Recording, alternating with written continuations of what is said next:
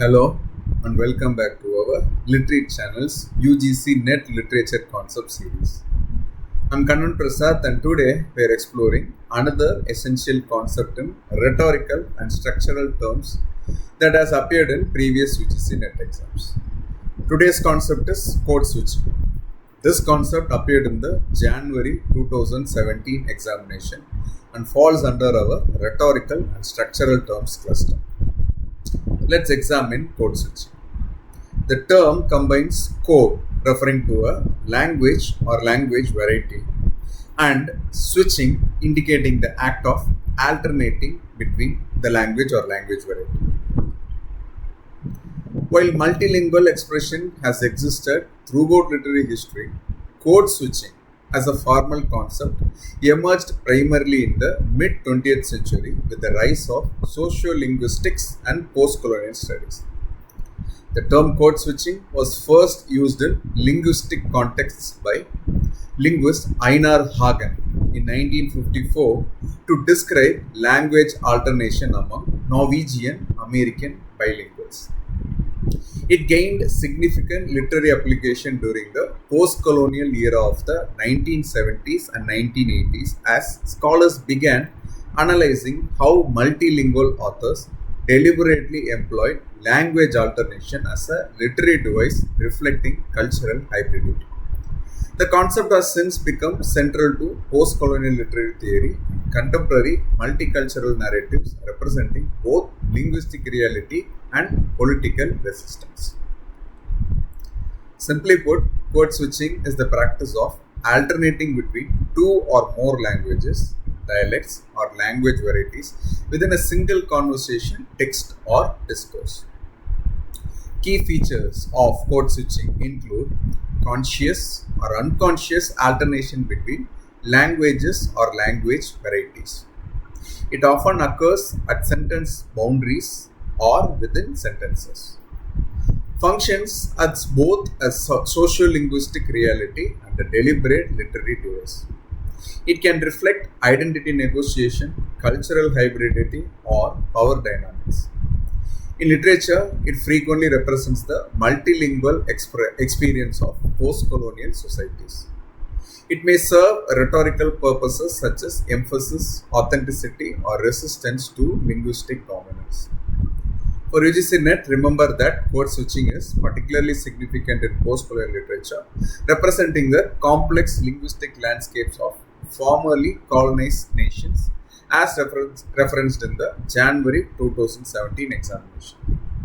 Let's explore how code switching has been employed by writers across different periods and traditions.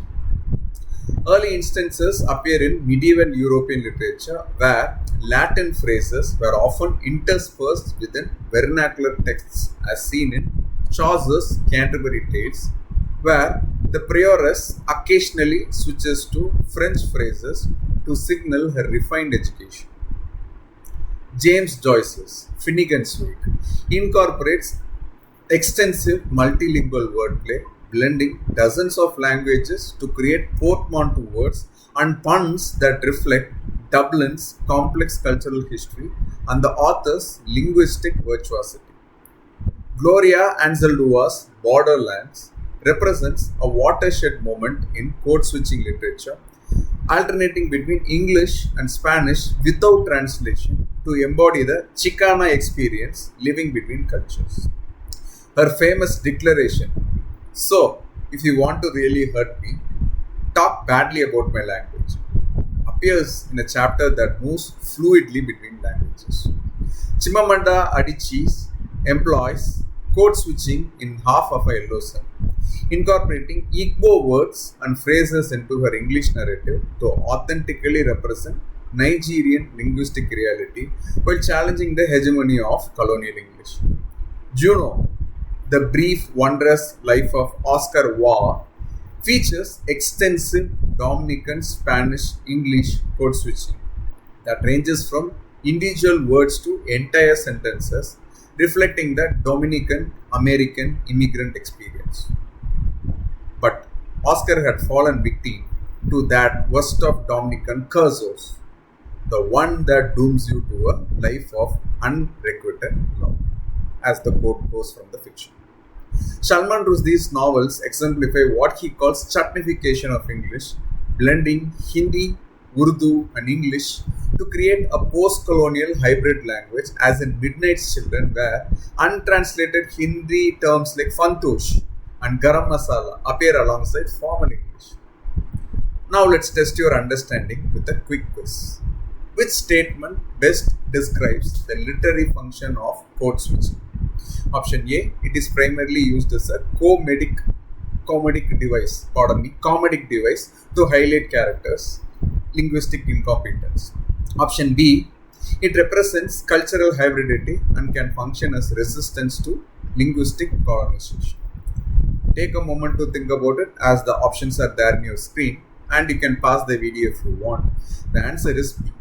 Code switching literature represents cultural hybridity and often functions as a form of resistance to linguistic colonization, particularly in post-colonial context. While code switching may occasionally create humorous effects, option A incorrectly suggests it primarily serves to mock characters' language abilities, when in fact it often demonstrates linguistic richness and complexity across cultures. Remember, code switching is the alternation between two or more languages or dialects prominently featured in post-colonial literature, as seen in works by authors like Chimamanda Adichie and Juno.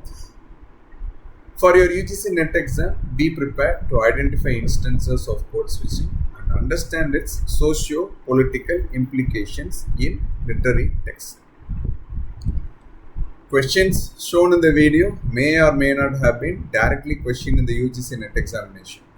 I suggest and request that audience cross-verify the number of instances each term or concept appears. If there is an error, please check the description box for corrections. In our next video, we'll explore another important concept from our cluster. Thanks for watching Literate channel. Please feel free to comment below on any queries you may have about the terms in the video. See you in the next video. Happy learning.